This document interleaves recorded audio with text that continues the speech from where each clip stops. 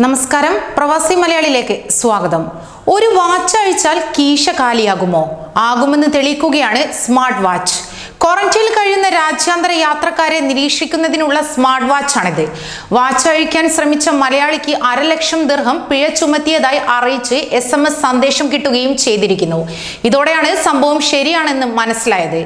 14 ദിവസം ക്വാറന്റൈനിൽ കഴിയണമെന്ന നിയമം ലംഘിക്കുന്നുണ്ടോ എന്നത് വാച്ചിലൂടെ നിരീക്ഷിക്കും. ദൈനംദിന ആരോഗ്യ വിവരങ്ങളും നിരീക്ഷിക്കുകയും ചെയ്യും.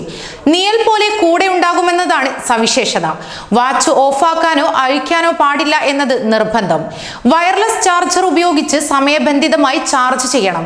താമസ സ്ഥലത്ത് എത്തിയാൽ ഉടൻ ലൊക്കേഷൻ ബന്ധപ്പെട്ട നമ്പറിൽ അയച്ചു കൊടുക്കണം. 12 ദിവസം കഴിഞ്ഞാൽ നിശ്ചിത നമ്പറിൽ വിളിച്ച് അറിയിക്കുകയും ചെയ്യണം.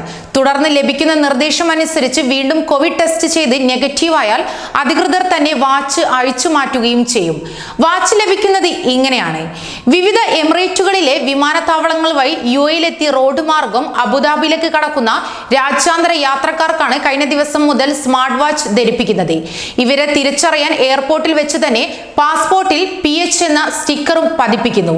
അബുദാബിയിലേക്കുള്ള പ്രവേശനം താമസ വിസയുള്ളവർക്ക് മാത്രമായതിനാൽ സന്ദർശക വിസ ലഭിച്ച മലയാളികൾ അടക്കമുള്ളവർ മറ്റ് എമിറേറ്റുകളിൽ വിമാനമിറങ്ങി അബുദാബിയിൽ എത്തുന്നു. ഇവർക്കായി ദുബായ് അബുദാബി അതിർത്തിയായ ഗന്തൂത്തിൽ പ്രത്യേക കൗണ്ടർ തുറന്നിരിക്കുന്നു. ഇവിടെ എത്തി വ്യക്തിഗത വിവരങ്ങളും ക്വാറന്റൈനിൽ കഴിയുന്ന സ്ഥലവും എഴുതി നൽകുന്നതോടെ വാച്ച് ധരിപ്പിക്കും. അപ്പോൾ ഇനി കീശ കാലിയാകാതെ നോക്കണം. കൂടുതൽ പ്രവാസി വാർത്തകൾക്കായി ഈ ചാനൽ സബ്സ്ക്രൈബ് ചെയ്യുക.